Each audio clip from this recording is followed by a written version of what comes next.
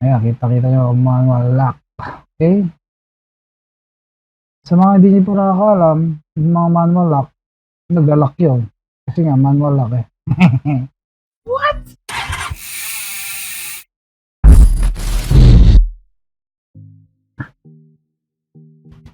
Hello, what's up? Mga kasipa! Ay ko. Bagong bunot ang ating pen, pero tuloy ang ligaya. Ayan. Kasi marami tayong mga ano pa.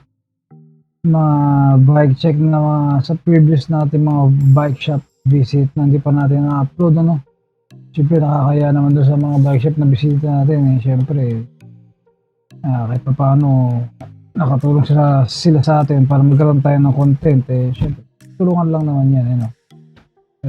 Meron tayo nakuha, although meron na to sa ibang mga vloggers, although pakita ko lang yung version ko on how to present na pagbabike check kasi syempre hindi naman natin kanya-kanya naman ang hindi na papipresent ng vlog yan. Pero ang main purpose lang naman ng mga vloggers is to syempre to present to isang product in a way na hindi nakatulog ng mga pictures lang, ano. So magbibigyan namin ng mas magandang view sa isang product na hinahanap nyo, ano. This time papaikutin natin ng isang bike na naman para makita nyo yung bawat angulo na kailangan nyo makita, ano. Okay, simulan na natin para wala na mga clickbait dyan. Ayan, ito present ko sa inyo Foxter Princeton 2.2 or mga 2020 model ng Foxter. Pero syempre ito galing sa bike man. Okay, so ano yan, meron tayong bike shop visit dyan, check nyo na lang sa ating link dyan. Okay, simulan na natin.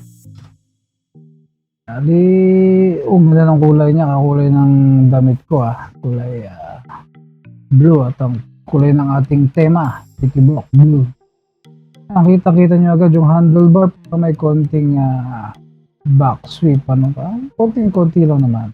Tapos medyo yung brake at saka shifter medyo mas padali siya sa mga upgrade. Ito yung kanyang manual lockout fork, ano. May brand din na Foxter na fork, ano. Yan.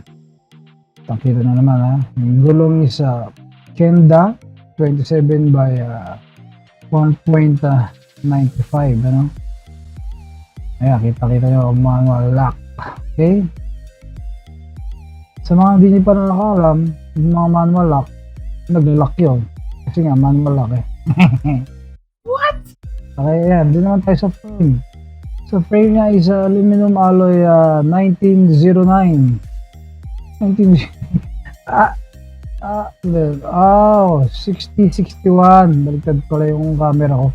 So 1960 61 ang aluminum alloy na ginamit sa kanyang material, ano.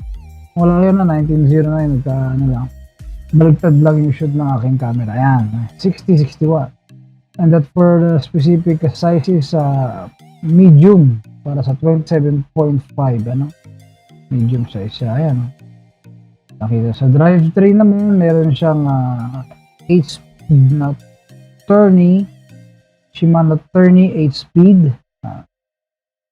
Shifter naman niya ay sa Shimano non-series na 8-speed din, ano. Ayan. Brakes is a non-series mechanical brake, yung sa lever niya, ano. Ayan. Kita nyo, internal cabling nga pala nakalimutan ko bakit sa Altus. Ayan. Yun, sa rotors niya is 160mm ang rotors, which is common naman sa mga stock na bike. Ayan. Sa fork is nakalimutan ko 100mm travel yung fork niya, no? Yan yung kanyang caliper na nalimutan ko yung brand, no? At sa klaro niya is tubay na Prowheel. Sealed bearing pa yung yan, sealed bearing ang bottom bracket niya, kaya medyo mabigat-bigat pa yan, ano. Ayan. So front and rear side is 160mm rotors, and ayun, Caliper na nalimutan ko nga. Talaga naman si Ulyanin.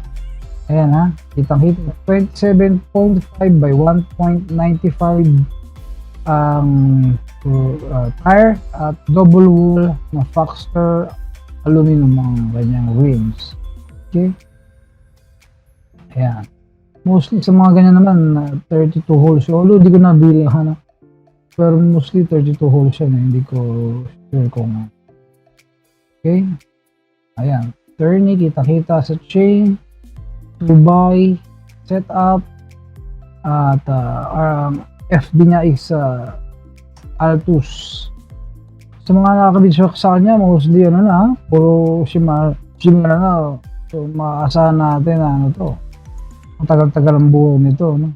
Sa mga kung pang long ride lang at saka medyo di naman masyadong panlundag-lundagan lang. Matibay-tibay na yung mga parts na nakakabit para dyan, no? Ayan, may libre na siyang libre. Yung Foxter din pala yung brand ng kanyang pedal, ano? Ayan. Okay. Ayun. Ulit na naman yung chain, okay?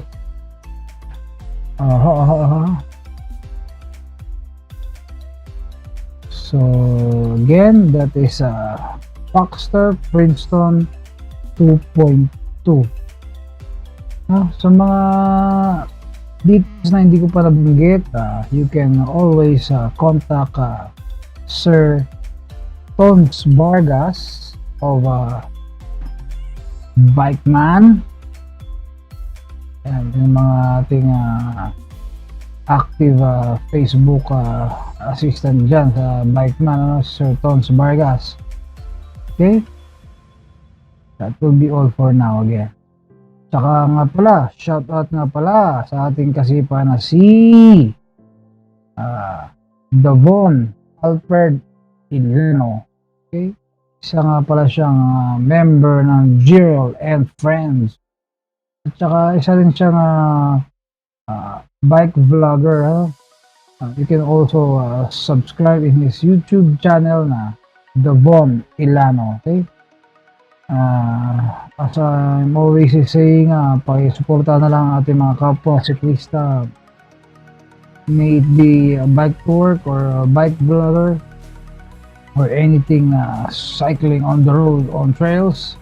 Suportahan natin yan, para syempre to promote awareness of cycling in most communities, lalo na sa panahon ngayon, ang ating role. Huwag na kakalimutan yan. Okay? Lagi-lagi, kamay sa nila, mata sa kalsada, o titingin sa ita. Hindi ba wala? Okay? Bye!